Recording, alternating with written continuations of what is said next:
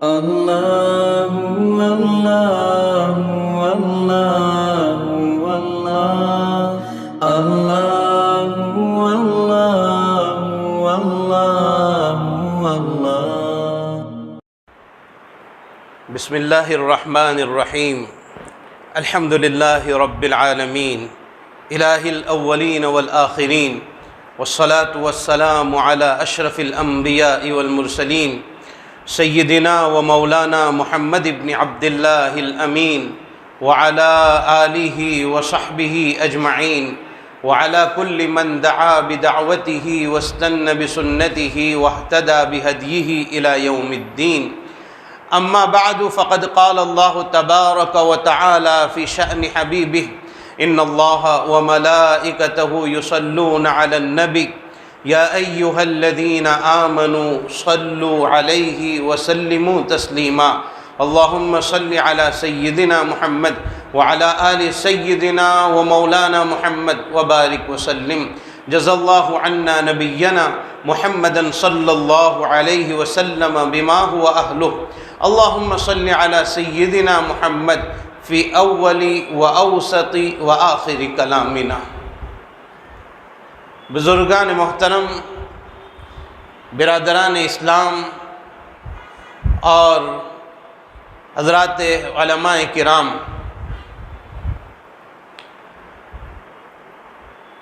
دنیا میں بسنے والے سارے انسانوں کو، چاہے وہ کسی مذہب سے تعلق رکھتا ہو اور کسی ملک میں رہتا ہو، دو باتیں بہت ناپسند ہیں۔ بہت سی چیزیں ناپسند ہوتی ہیں، ان میں سے خاص طور پر جو میں اس وقت سمجھانے کی کوشش کرتا ہوں، اللہ کرے کہ اللہ تعالیٰ مفید باتیں کہنے کی توفیق عطا فرمائیں اور اللہ تعالیٰ ہم سب کو عمل کی توفیق عطا فرمائیں۔ دو باتیں بہت ناپسند ہوتی ہے۔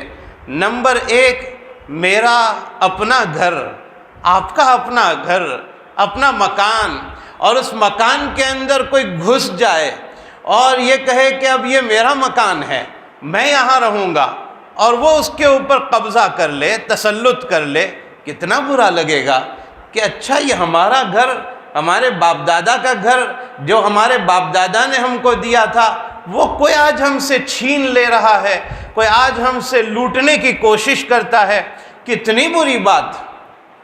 تو یہ ایک بات ہے جو انسان کو بہت بری لگتی ہے۔ دوسری بات، انسان آزاد رہنا چاہتا ہے، کسی کی ماتحتی اس کو اچھی نہیں لگتی، غلامی کی زندگی اچھی نہیں لگتی، وہ آزاد رہنا چاہتا ہے، آزادی کے ساتھ زندگی گزارنا چاہتا ہے۔ انہی دو باتوں کو بنیاد بنا کر آج کی مجلس میں انشاءاللہ کچھ باتیں عرض کرنے کی کوشش کریں گے۔ اللہ کرے کہ ہمیں کہنے سننے سے زیادہ عمل کی توفیق حاصل ہو جائے۔ دیکھیے، میرا بنایا ہوا مکان یا آپ کا بنایا ہوا مکان ہمیں عزیز ہوتا ہے۔ یہ ہندوستان ہمارا مکان ہے، یہ ہمارا گھر ہے۔ غیروں نے اس پر تسلط کا ارادہ کیا، انگریز یہاں آ گیا اور اس نے یہ سوچا کہ اس کو ضبط کر لیا جائے، لے لیا جائے، غصب کر لیا جائے، تو ہمارے ملک کے لوگوں نے، ہمارے ملک کے سارے لوگوں نے، اور خاص کر کے اہل اسلام نے، اور اہل اسلام میں بھی خاص طور پر علماء کرام نے اس بات کو برداشت نہیں کیا کہ ہماری اپنی جاگیر، ہمارا اپنا ملک، ہمارا اپنا رہن سہن گزارنے اور زندگی گزارنے کی جگہ اس کو کوئی اور لے لے، کوئی اور قبضہ کر لے، برداشت نہیں کیا، اور اس کے لیے جنگیں لڑی گئی، لڑائیاں لڑی گئی۔ 1857 جس کا تذکرہ ہمارے جامعہ کے مدیر حضرت مولانا عبد المنان صاحب نے بہت وضاحت کے ساتھ کیا، اللہ تعالیٰ حضرت مولانا کے علم و عمل میں برکت عطا فرمائے۔ تو وہ لڑائی 1857 جس میں تاریخی اقوال کے مطابق 2 لاکھ مسلمان شہید ہو گئے تھے، اور ان 2 لاکھ مسلمانوں میں 52,000 تو علماء شہید ہو گئے تھے اس ملک کو آزاد کرانے کے لیے۔ اور پھر سلطان ٹیپو کی شہادت کا جب مرحلہ آیا اور اپنوں کی غداری کی وجہ سے ٹیپو سلطان کو شہید ہونا پڑا، تو ٹیپو سلطان انتقال ہوتے ہوتے آخری لمحات میں جو بات کہہ کر گئے ہیں کہ اے میرے ملک کے لوگوں، میں مر رہا ہوں، میرا انتقال ہو رہا ہے، میں اب دنیا میں نہیں رہوں گا، لیکن اے میرے ملک کے لوگوں، ان فرنگیوں کو اور ان انگریزوں کو، ان دوسرے ملک سے آ کر غصب کرنے کا ارادہ رکھنے والوں کو، جب تک اے میرے ملک کے لوگوں تم انہیں اپنے ملک سے باہر نہیں کر دو گے، میری قبر میں میری روح کو سکون حاصل نہیں ہوگا۔ یہ جذبات تھے ان حضرات کے، اور آج اتنے سالوں کے بعد اس آزاد ملک میں اور اس آزاد ہند میں آزادی کے ساتھ اگر ہم سانس لے رہے ہیں تو اس آزادی کے پیچھے ہمارے علماء کرام کا خون کار فرما ہے، ان کی قربانیاں کار فرما ہیں، ان کی محنتیں اور ان کی کاوشیں کار فرما ہیں، جنہوں نے رات دن کی محنتوں سے اس ملک کو آزاد کروایا اور ایک ایسی حکومت کے ساتھ ٹکر لی جن کی حکومت میں سورج غروب نہیں ہوتا تھا، اور انہیں یہاں سے نکلنے پر مجبور کر دیا۔ اور بھائیو، قربانی کے بعد جو چیز ملتی ہے اس کی بڑی قیمت ہوتی ہے، اس کو بڑا غلبہ نصیب ہوتا ہے، جو قربانی کے بعد حاصل ہوتا ہے وہ غالب رہتا ہے۔ میں آپ کو ایک بات سمجھانے کی کوشش کرتا ہوں کہ ایک برتن میں پانی رکھا ہو اور پورا برتن بھرا ہوا، اور اس کے اوپر ایک قطرہ تیل کا ڈال دیا جائے، وہ اوپر رہے گا تیل کا قطرہ، پانی نیچے رہے گا، تیل اوپر پھیلے گا، پانی نیچے رہے گا، پانی اس کا بوجھ برداشت کرے گا۔ یہ ہمیشہ سے ہوتا چلا آ رہا ہے، پانی نیچے رہتا ہے، تیل اوپر رہتا ہے۔ پانی کو ایک مرتبہ غصہ آ گیا اور پوچھ لیا کہ اے تیل، تیری کیا اوقات کہ تو ایک قطرہ اور مجھ سے اوپر، اور ہم مقدار میں تجھ سے زیادہ اور تجھ سے نیچے۔ ہونا تو یہ چاہیے تھا کہ تو ہمارے نیچے رونڈ دیا جاتا، تیری حیثیت کیا ہے؟ تو ایک قطرہ ہو کر ہمارے اوپر دادا گیری کرتا ہے اور ہمارے اوپر اپنا قبضہ اور تسلط جمانے کی کوشش کرتا ہے۔ تو سنو میرے بھائیوں، تیل نے کیا جواب دیا؟ تیل نے پانی کے سامنے ایک تقریر کی، کہا تو ہمیں پہچانتا نہیں ہے، تو ہمیں جانتا نہیں ہے کہ کتنی قربانیاں دے کر ہم تیل بنے ہیں، کتنی قربانیاں ہم نے دی ہے، اور کتنا ظلم اور کتنا تشدد ہم نے برداشت کیا ہے۔ اے پانی، تجھے پتہ نہیں، ہم جب کھیت میں تھے اور ہم بہت آسانی کے ساتھ کھیت میں زندگی گزار رہے تھے، ایک آدمی نے ہمیں کھیت کی زمین میں دبا دیا تھا، ہم قبر میں تھے، میرے اللہ نے ہمیں دوبارہ زندگی عطا کی اور پودا نکلا، اور پودا نکلنے کے بعد ہم ایک میں سے کئی ہو گئے، اور ہم خوشی منا رہے تھے کہ موت کے بعد اللہ نے زندگی عطا فرمائی، اور ٹھنڈی ٹھنڈی ہوا میں ہم لہلہاتے تھے اور ہماری طبیعت خوش ہو جاتی تھی، طبیعت مگن ہو جاتی تھی۔ لیکن کچھ اوقات گزرنے کے بعد، کچھ ایام گزرنے کے بعد ہماری اس ہرے بھرے پن پر کچھ کمی آنے لگی، ہم کچھ خشک ہونے لگے۔ پھر بھی ہم خوش تھے کہ کوئی بات نہیں، ہم خشک ہی صحیح، لیکن آرام سے زندگی تو گزار رہے ہیں۔ ایک دن ایک کسان آیا اور اس کے ہاتھ میں درانتی تھی، اور اس نے ہمارے 1 2 3 سب کو کاٹ دیا اور زمین دوز کر دیا۔ پھر بھی ہم خوش تھے کہ چلو اپنے خول کے اندر اور اپنے چھلکے کے اندر تو ہم سلامت ہیں، لیکن کسان تو ہمیں کھلیان میں لے گیا اور کھلیان میں ڈال کر ہمارے اوپر سے بھاری بھرکم چیز کو گزارا گیا، ہمارا چھلکا اور دانہ الگ کر دیا، اور اس پر بھی اکتفا نہ کیا، ہمیں بوریوں میں بھر لیا، گھر کے کونے میں رکھ دیا۔ پھر بھی ہم خوش تھے کہ چلو کوئی بات نہیں، کونے میں ہی صحیح پڑے رہیں گے۔ لیکن ایک دن اسی کھیت میں کام کرنے والے کسان نے ہماری بوریاں اٹھائی اور بوریاں اٹھا کر ایک گاڑی میں رکھی اور ہمیں مارکیٹ میں لے گیا، اور تیلی یعنی تیل نکالنے والے کے ہاتھوں بیچ دیا۔ تیلی نے ہمیں تیل کو بنانے کے لیے مشین میں اتنا رگڑا کہ اس نے ہمارا تیل نکال دیا۔ ہم کھیت کے اس سفر سے، پودے سے کٹ کر اور نیچے آ کر ہم ایک بوری میں بند ہو کر مشین میں پیسنے کے بعد، اتنی قربانیوں کے بعد ہمیں تیل کا نام ملا ہے۔ اس قربانی کا نتیجہ ہے کہ اے پانی تو مقدار میں زیادہ اور ہم مقدار میں کم، لیکن ہم اوپر اور تو نیچے رہتا ہے۔ تو قربانی کے بعد جو درجہ ملتا ہے وہ بڑا قیمتی ہوتا ہے۔ اس آزاد ہند میں آج ہم چل رہے ہیں، پھر رہے ہیں۔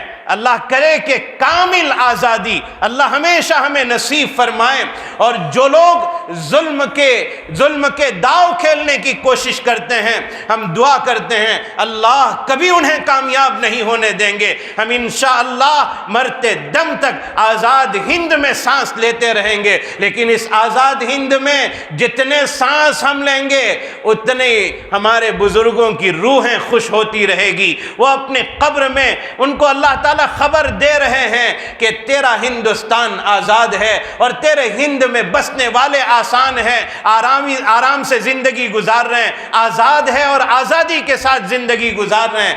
میرے بھائیوں، میں یہی آپ کو سمجھانا چاہتا ہوں کہ ہمارے اس گھر میں، اس ہندوستان میں دشمن آیا، ہم نے برداشت نہیں کیا۔ اس دشمن نے ہمیں غلام بنانا چاہا، ہم نے اس کو برداشت نہیں کیا۔ ہم نے اس غلام بنانے والے کو یہاں سے نکال دیا اور یہ اعلان کر دیا کہ ہم غلامی کی زندگی نہیں گزارنے والے ہیں، ہم تیرے ماتحت نہیں رہنے والے ہیں، ہندوستان میری دھرتی ہے، ہم تیرے حوالے نہیں کرنے والے ہیں۔ اس کے لیے لاکھوں جانیں چلی گئی، لیکن اس دھرتی کو آزاد کروا لیا۔ میرے بھائیوں، جب ہم یہ چاہتے ہیں کہ غلامی اچھی چیز نہیں ہے، کوئی ہمارے گھر پہ قبضہ کر لے یہ اچھا نہیں ہے، تو ہر جگہ یہ سوچنا چاہیے کہ ہماری کہاں کہاں غلطی ہو رہی ہے، کہاں کہاں ہمارے مکان پر تسلط ہو رہا ہے، کہاں کہاں ہماری ملکیت پر جو اللہ نے ہمیں عطا فرمائی ہے کون قبضہ کر رہا ہے۔ یہ سوچنے کی بات۔ دنیا میں غلامی اچھی نہیں، لیکن ایک غلامی ایسی ہے کہ جہاں غلامی اختیار کرنے کے بعد اللہ آزادی نصیب فرماتے ہیں، اور وہ غلامی محمد الرسول اللہ صلی اللہ علیہ وسلم کی غلامی۔ اور یہ میں نہیں کہتا، پوچھئے زید ابن حارثہ رضی اللہ تعالیٰ عنہ سے۔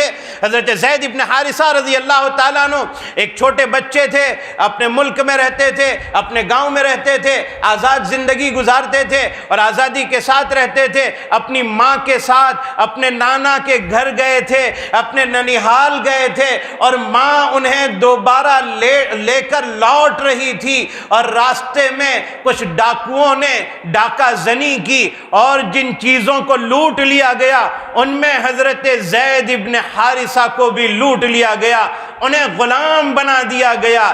یہ بظاہر غلامی کی زندگی ان کی شروع ہوئی، میرا اللہ انہیں آزادی کی بلندی پر پہنچانا چاہ رہے تھے۔ بظاہر کئی مرتبہ ایسا نظر آتا ہے کہ آگے چل کر دشواری، لیکن آگے چل کر اللہ راستے کھولتے ہیں۔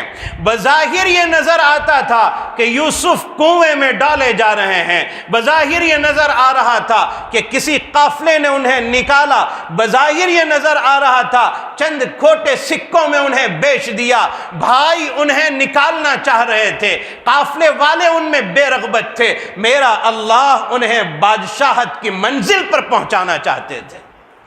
تو بظاہر کچھ دشواریاں نظر آتی ہے، لیکن آگے اللہ آرام عطا فرماتے ہیں۔ زید ابن حارثہ غلام بن گئے اور انہیں بیچا گیا۔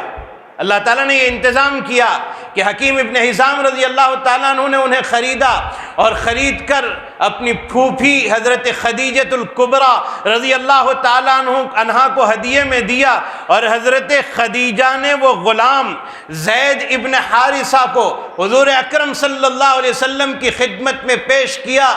اب آپ یعنی زید ابن حارثہ کسی معمولی انسان کے غلام نہیں ہیں، سرور کونین کے غلام ہیں۔ آپ ان کی غلامی میں آ گئے ہیں جہاں جبرائیل بھی اجازت لے کر آتے ہیں، آپ ان کی غلامی میں آ چکے ہیں جہاں آنے کے لیے ملک الموت کو اللہ نے کہا تھا کہ میرے نبی کے پاس جاؤ، اجازت دے تو روح قبض کرنا، منع کرے تو واپس چلے آنا۔ اس ذات کی غلامی میں زید ابن حارثہ ہے، اور ادھر ماں باپ پریشان ہیں کہ میرا بچہ کہاں چلا گیا، اور بچہ پتہ نہیں کس حال میں زندگی گزار رہا ہوگا، کسی نے اس کو کس حال میں رکھا ہوگا، وہ کتنا پریشان ہوگا۔ حضرت زید ابن حارثہ کے گاؤں کے کچھ لوگ حج کرنے کے لیے مکہ مکرمہ آئے تھے، اور زید ابن حارثہ کو دیکھا کہ یہاں وہ آباد ہے۔ پتہ چلا کہ محمد ابن عبداللہ نامی شخص ان کے قبضے میں زید ابن حارثہ ہے۔ گاؤں کے لوگوں نے جا کر زید کے والد کو خبر دی کہ آپ اپنے بیٹے کے لیے بہت پریشان ہو، ہم آپ کے بیٹے کو دیکھ کر آئے ہیں۔ پوچھا کہاں ہے؟ کہا مکے میں ہے، اور محمد ابن عبداللہ صلی اللہ علیہ وسلم ان کے قبضے میں ہیں اور وہاں وہ رہ رہا ہے۔ تو باپ نے ایک بہت بڑی چیز اپنے ساتھ لی، فدیہ پیش کرنے کے لیے سامان لیا، اور اپنے بھائی کو اپنے ساتھ لیا، اور ساتھ لے کر کہا چلو چلتے ہیں مکہ، زید کو لینے کے لیے جاتے ہیں۔ اور یہ سفر کرتے کرتے مکہ پہنچ گئے۔ پتہ کیا کہ محمد کہاں ملیں گے، معلوم کیا فلاں جگہ محمد ملیں گے۔ حضور کی خدمت میں حاضر ہوئے، سرکار دو عالم صلی اللہ علیہ وسلم کے مجلس میں بیٹھ گئے، اور آ کر کہا کہ اللہ کے نبی آ کر کہا اے محمد، آپ کی بہت تعریف ہم نے سنی ہے، آپ مہمانوں کے ساتھ مہمان نوازی کا معاملہ کرتے ہیں، آپ غریبوں کی مدد کرتے ہیں، آپ اعانت کرتے ہیں۔ ہم ایک کام لے کر آپ کے سامنے حاضر ہوئے ہیں۔ پوچھا کیا کام لے کر آئے ہو؟ کہا میرا بیٹا آپ کے پاس آیا ہے، غلامی کی زندگی گزارتا ہے، میں چاہتا ہوں وہ بیٹا ہمیں سپرد کر دیا جائے، ہم اس کو اپنے ساتھ لے جائیں گے، اپنے گھر پر لے جائیں گے۔ اس نے اپنی ماں کو کتنے دنوں سے نہیں دیکھا، اپنے باپ کو کتنے دنوں سے نہیں دیکھا۔ اے محمد آپ اسے آزاد کر دیجئے، آپ اسے آزاد کر دیجئے، ہم فدیہ دینے کے لیے تیار ہیں، ہم پیسہ دینے کے لیے تیار ہیں۔ حضور اکرم صلی اللہ علیہ وسلم نے یہ فرمایا کہ زید کو پہلے پوچھ لو وہ آپ کے ساتھ آنا چاہتے ہیں یا نہیں، اگر وہ آپ کے ساتھ آنا چاہتے ہیں تو مجھے آپ کے فدیے کی ضرورت نہیں۔ حضرت زید کو بلایا گیا اور حضرت زید سے پوچھا انہیں پہچانتے ہو یہ کون ہے؟ کہا ہاں یہ میرے ابا ہیں، یہ میرے چچا ہے۔ کہا یہ تمہیں لینے کے لیے آئے ہیں، اور باپ یہ کہہ رہا ہے بیٹا چلو ہمارے ساتھ چلو، تمہاری ماں انتظار کرتی ہے، یہاں تم غلامی کی زندگی گزارتے ہو، وہاں تم آزادی کی زندگی گزارو گے۔ اور زید ابن حارثہ سے پوچھا گیا کون سا فیصلہ آپ کر رہے ہو؟ زید ابن حارثہ حضور کے پاس آ گئے، حضور کی گود میں بیٹھ گئے، اور یہ کہا میں اللہ کے نبی کا دامن چھوڑ کر، میں محمد ابن عبداللہ کا دامن چھوڑ کر تمہارے ساتھ نہیں آ سکتا۔ زید ابن حارثہ نے آنے والی دنیا کو یہ اعلان کر کے بتلا دیا کہ محمد کی غلامی آزادی کی ضمانت ہے، جو یہاں غلام بن گیا اللہ اسے دنیا اور آخرت میں آزادی عطا فرمائیں گے۔ یہ غلامی نہیں ہے، یہ آزادی کی ضمانت ہے۔ میرے بھائیوں ہم غلامی نہیں چاہتے، ایک ہی جگہ غلامی پسندیدہ ہے، اور وہ محمد الرسول اللہ صلی اللہ علیہ وسلم۔ ایک بچہ، اور اللہ تعالیٰ نے پھر کیا انعام عطا فرمایا زید ابن حارثہ رضی اللہ عنہ کو، کہ زید نے اپنے ماں باپ کو چھوڑ دیا، اپنے چچا کو چھوڑ دیا، اپنے گھر بار کو چھوڑ دیا۔ حضور اکرم صلی اللہ علیہ وسلم نے زید کا ہاتھ پکڑا اور حرم میں لے گئے، مکہ میں کعبۃ اللہ میں حرم کے سامنے کھڑے ہو کر حضور نے اپنی لسان نبوت سے یہ اعلان کیا زید اپنے باپ کو چھوڑ دیا ہے، آج میں اس کا باپ بنتا ہوں، میں اسے اپنا بیٹا بناتا ہوں۔ تو میرے بھائیو یہ مقام ملا حضرت زید ابن حارثہ رضی اللہ تعالیٰ عنہ کو۔ یہ بچے کچھ سکھا دیتے ہیں، بچوں نے عشق کر کے بتلایا ہے سرکار دو عالم صلی اللہ علیہ وسلم سے۔ بچے بعض مرتبہ وہ بات کر جاتے ہیں جو بڑے نہیں کر پاتے۔ زید ابن حارثہ کو کس نے سکھایا تھا؟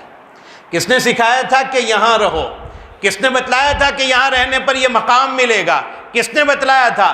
یہ اللہ کی طرف سے خاص انتخاب ہوتا ہے۔ بچہ وہ چیز کر دکھاتا ہے جو بڑے لوگ نہیں کر پاتے۔ کچھ بچے حضور اکرم صلی اللہ علیہ وسلم کے ایک مرتبہ کسی جگہ پڑاؤ کے دوران حضرت بلال اذان پڑھ رہے تھے، راستے میں اذان پڑھ رہے تھے، نماز کا وقت ہو گیا تھا، اور حضرت بلال کی اذان کی نقالی کچھ بچے اتار رہے تھے۔ ایک بچے کو حضور نے بلایا جن کا نام ابو محذورہ تھا۔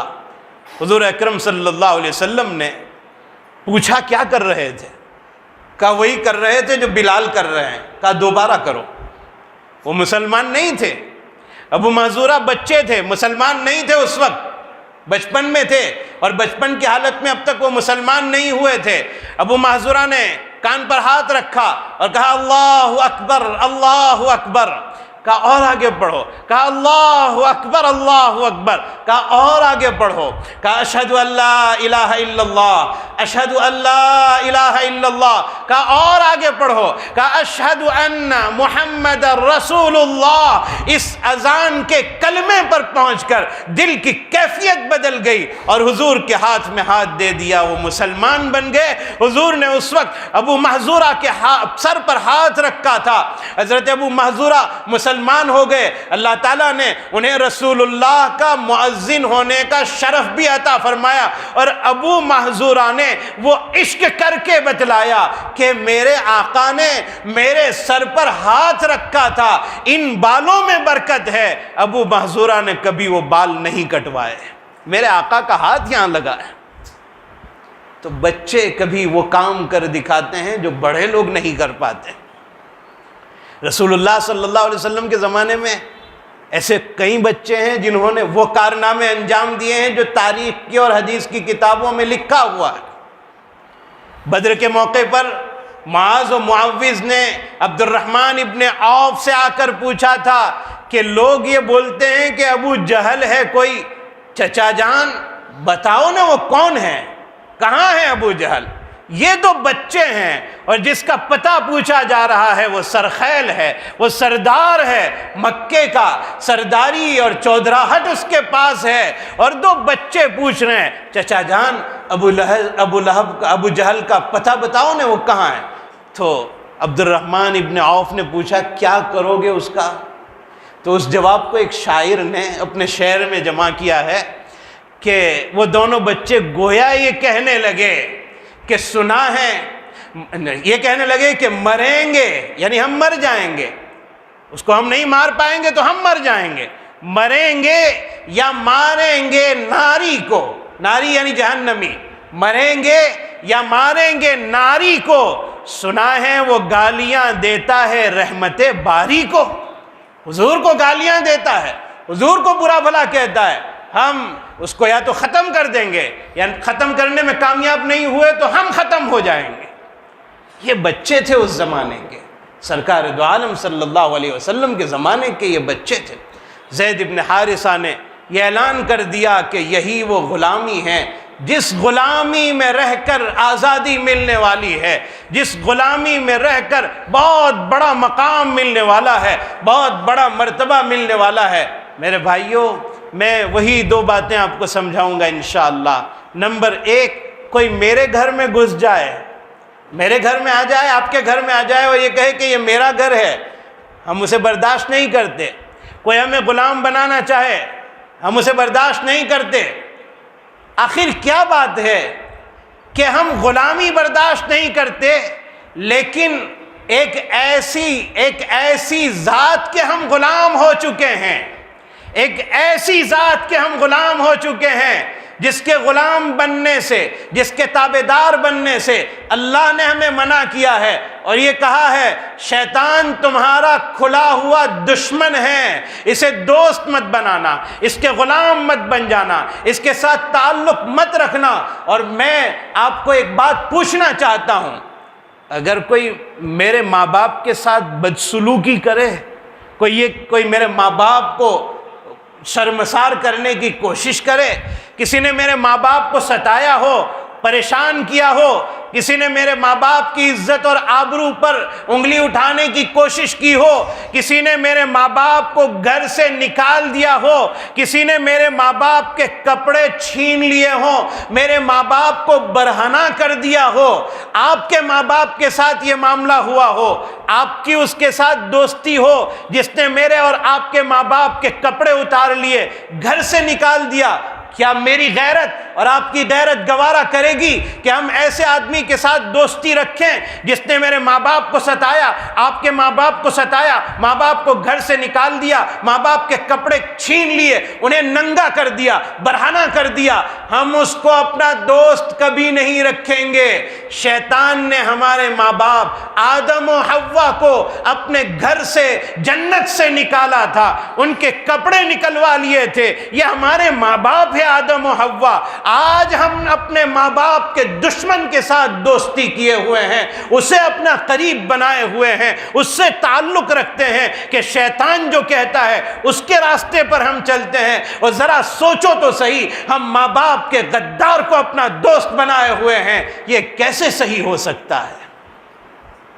یہ کیسے ہو سکتا ہے کہ جس نے ہمیں غلام بنانے کی کوشش کی، ہمارے ماں باپ کو ستایا، اور وہ ہمیں اپنے پنجے میں رکھنا چاہتا ہے، غلامی کی زندگی ہمارے پاس گزروانا چاہتا ہے، ہم اس کے تابع ہو گئے، ہم اس کے تابع ہو گئے۔ اور میرے بھائیوں، ایک گھر ہے ہمارے پاس، وہ گھر بھی ہم نے شیطان کو دے دیا۔ ہمارا گھر ہے، ہم نے شیطان کو دے دیا۔ ایک تو وہ گھر جس میں ہم رہ رہے ہیں، وہ موبائل کی ناجائز چیزوں کو استعمال کر کے اس گھر میں شیطان کو رہنے کی اجازت دی، ٹی وی کی غلط استعمال کے ذریعے سے شیطان کو اس گھر میں رہنے کی اجازت دی، اس کو اپنے گھر میں بٹھا لیا، رہنے کی اجازت دی۔ اور ایک دوسرا گھر ہے جو نظر نہیں آتا، جس میں شیطان آباد ہو رہا ہے، وہ میرا اور آپ کا دل ہے، جس دل میں ہم نے شیطان کو آباد کر دیا۔ دل جب ذکر سے غافل ہوتا ہے، شیطان اپنا اثر اندر چھوڑتا ہے۔ میں میرے استاد الاساتذہ حضرت مولانا سید ابرار احمد صاحب دھلیوی نور اللہ مرقدہ کی ایک بات آپ کو سناتا ہوں کہ اللہ تعالیٰ ایک شکایت کرتے ہیں اپنے بندوں کے ساتھ، بہت بڑی بات، بہت قیمتی بات ہے۔ اللہ کے واسطے اس کو اپنے پلو سے باندھ لیجئے، اپنے دل میں اتار لیجئے، اور اپنے دل کی تختی پر لکھ لیجئے جو بات میں کہنے جا رہا ہوں، میں نہیں کہہ رہا ہوں۔ حضرت مولانا ابرار صاحب رحمۃ اللہ علیہ فرمایا کرتے تھے کہ اللہ اپنے بندوں سے شکایت کرتا ہے، اے میرے بندے، تو نے میرے ساتھ انصاف کا معاملہ نہیں کیا۔ تو بندہ اللہ سے پوچھتا ہے، اے اللہ وہ کون سا معاملہ ہے جس میں میں نے آپ کے ساتھ انصاف نہیں کیا؟ تو اللہ تعالیٰ یہ فرماتے ہیں، اے میرے بندے، تیرے لیے میں نے جنت بنائی، تیرے لیے میں نے جنت کے باغ و بہار بنائے، تیرے لیے میں نے جنت کے حور و قصور بنائے، تیرے لیے میں نے جنت کے وہ مناظر بنائے کہ مالا رأت، جس کو آنکھ نے دیکھا نہیں، ولا اذن سمعت، کان نے سنا نہیں، اور دل کے کسی دل کے اندرون میں کبھی خیال تک نہیں پہنچا۔ تیرے لیے وہ جنت ہم نے تیار کی، تیرے لیے ایسی جنت تیار کی جس کا تصور تک نہیں ہو سکتا۔ تیرے اس جنت کے والے مکان میں تیرا ایک دشمن رہتا تھا جسے ابلیس کہتے ہیں، وہ وہاں رہتا تھا، وہ وہاں سجدے کرتا تھا، وہ وہاں عبادتیں کرتا تھا، وہ وہاں رہتا تھا، جنت کی نگہبانی کرتا تھا، جنت کے قریب رہتا تھا۔ اے میرے بندے، مجھے پتا ہے کہ جنت اس کا ٹھکانہ نہیں، وہ تیرا دشمن ہو کر جنت کے پاس رہتا تھا۔ مجھے پتا ہے کہ تو جنت میں آنے والا ہے۔ اللہ اپنے بندوں سے کہہ رہے ہیں، اے میرے بندے، مجھے پتا ہے تو جنت میں آنے والا ہے۔ تیرے آنے سے ہزاروں سال پہلے تیرے دشمن کو میں نے تیرے گھر سے نکال دیا۔ اے انسان، میں تیرے دل میں اپنی تجلی اتارنا چاہتا ہوں، میں تیرے دل میں اپنا نور اتارنا چاہتا ہوں۔ جس کو کسی شاعر نے کہا ہے کہ ارض و سما کہاں تیری وسعت کو پا سکے، میرا ہی تو دل ہے جہاں تو سما سکے۔ اللہ فرماتے ہیں، میں اپنا نور، میں اپنی روشنی، میں اپنی ہدایت کے چراغ تیرے دل میں اتارنا چاہتا ہوں، لیکن تو نے اپنے دل میں میرے دشمن ابلیس کو بٹھا رکھا ہے، اس لیے میرا نور میں تیرے دل میں نہیں اتارتا ہوں۔ یہ ہے گھر پر قبضہ اور یہ ہے ہماری غلامی والی زندگی۔ ہم نے ہندوستان کو آزاد کروا دیا، اور میرے بھائیوں ہم اپنی طبیعتوں کو شیطان سے کب آزاد کروائیں گے؟ کب اس کے چنگل سے ہم نکلیں گے؟ کب اس کی تابع داری سے ہم فارغ ہوں گے؟ کب ہم اس کو یہ کہیں گے کہ اب ہم تیرے لیے نہیں ہیں، اب ہم اللہ کے لیے ہیں؟ کب ہم اسے یہ کہیں گے کہ اب ہم قرآن کی تلاوت کریں گے، اب ہم گانے نہیں سنیں گے، اب ہم واہی تباہی باتوں میں نہیں پڑیں گے، اب ہم لایانی باتوں میں نہیں پڑیں گے، اب تیرے بتلائے ہوئے طریقے پر ہم نہیں چلیں گے، اب رسول اللہ صلی اللہ علیہ وسلم کے بتلائے ہوئے طریقے پر ہم چلیں گے؟ یہ کب ہم اس کے ساتھ ٹکر لیں گے؟ وہ کون سی گھڑی آنے والی ہے کہ جس گھڑی میں آج تک بیانات بہت ہو چکے، تقاریر بہت ہو چکی، اور بہت سی باتیں آپ حضرات کے سامنے آ چکی؟ کیا یہ تقاریر اسی لیے ہوتی ہے کہ اس کو ایک کان سے سن کر دوسرے کان سے نکال دیا جائے، اس کو بھول دیا جائے؟ نہیں میرے بھائیوں، یہ سن کر دل میں اتارے جانے کے قابل باتیں ہیں۔ اس کو سن کر ہمیں عمل کرنا چاہیے کہ اللہ سے دعا مانگنی چاہیے کہ اللہ ہمیں عمل کرنے والا بنا دے۔ یہ جو خانقاہی نظام ہے وہ اسی لیے ہے، شیطان کی غلامی سے آزاد کرانے والا نظام، خانقاہی نظام۔ اور اللہ تعالی ہمارے استاد محترم شیخ و مرشد حضرت مولانا قاری احمد علی صاحب دامت برکاتہم کو جزائے خیر عطا فرمائے کہ انہوں نے یہ جال بچھایا، اللہ تعالیٰ اور ان کو اپنے مقاصد حسنہ میں کامیابی نصیب فرمائے۔ اور میں اکثر کہا کرتا ہوں، جہاں جہاں پہنچتا ہوں، جہاں اپنے دوستوں سے بات ہوتی ہے، قرآن کریم کی تفسیر کے حلقے لگاؤ اپنے یہاں، ہفتے میں 1 دن 2 دن قرآن کی تفسیر کسی بزرگ کسی عالم کو بلا کر اپنی مسجدوں میں کراؤ، ان سے رابطہ رکھو، قرآن کیا کہہ رہا ہے، اللہ کیا کہہ رہے ہیں، سمجھنے کی کوشش کرو کہ ہمارے اللہ ہم سے کیا فرمانا چاہ رہے ہیں۔ حدیث کے درس کے حلقے لگاؤ، سمجھو کہ رسول اللہ صلی اللہ علیہ وسلم کیا فرمانا چاہ رہے ہیں۔ یہ سمجھنے کی چیزیں ہیں، یہ یاد رکھنے کی چیزیں ہیں۔ یہ ایک نظام بنا لیا جائے، اس نظام کو قائم کر دیا جائے تو انشاءاللہ ہم کامیاب ہوں گے۔ آج جو یہ مجلس قائم ہوئی ہے، یہ مجلس آپ یہ سمجھیے یہ توبہ کرنے کی مجلس، اللہ کو اپنا بنا لینے کی مجلس۔ لیکن توبہ ایسی نہیں کہ آج کر لو کل پھر گناہ کر لیں گے، آج گناہ کر لو کل پھر توبہ کر لیں گے، یہ ایسی توبہ پکی۔ اور آخری بات کہہ کر اپنی بات کو ختم کرتا ہوں کہ آپ نے ہمارے حضرت اقدس تھانوی نور اللہ مرقدہ کا تو نام سب نے سنا ہے۔ ایک شاعر گزرا ہے جگر مراد آبادی، بہت بڑا شاعر گزرا ہے۔ یہ شاعر بھی بڑا تھا اور اردو میں اس کا بڑا نام رہا، اور عادت اس کی ایک خراب تھی کہ جہاں مشاعرے میں جاتا تھا شراب بہت پیتا تھا، اور اتنی شراب پی کر اشعار سناتا تھا کہ گھر پر اس کو اٹھا کر چھوڑنے کے لیے آنا پڑتا تھا۔ تو شرابی بھی بہت بڑا تھا، شاعر بھی بہت بڑا تھا۔ ایک مرتبہ خواجہ عزیز الحسن مجذوب رحمۃ اللہ علیہ کی ملاقات ہوئی، اور خواجہ عزیز الحسن ڈپٹی کلکٹر تھے، لیکن لباس مولویوں کا پہنا تھا۔ تو پوچھا کلکٹر ہو کر مولوی کب سے بن گئے ہو؟ کہا ہمارے شیخ نے بنا دیا۔ کون ہے تمہارے شیخ؟ پتہ چلا حضرت تھانوی رحمۃ اللہ علیہ ہمارے شیخ ہیں۔ کہا تو پھر شیخ سے پوچھنا میں بھی آپ کے یہاں آنا چاہتا ہوں۔ تو جگر مراد آبادی نے درخواست کی کہ میں حضرت تھانوی کی خانقاہ میں آنا چاہتا ہوں۔ جگر مراد آبادی خوش ہو گئے کہ چلو ایک شرابی آدمی سدھرنے کی کوشش کر رہا ہے، لیکن جگر مراد آبادی نے آگے کہا کہ شیخ سے کہنا میں اکیلا نہیں آؤں گا، میں جب آؤں گا تو شراب کی بوتل ساتھ لے کر آؤں گا۔ حضرت تھانوی سے پوچھا گیا کہ جگر آنا چاہتا ہے اور وہ شراب لے کر آنا چاہتا ہے۔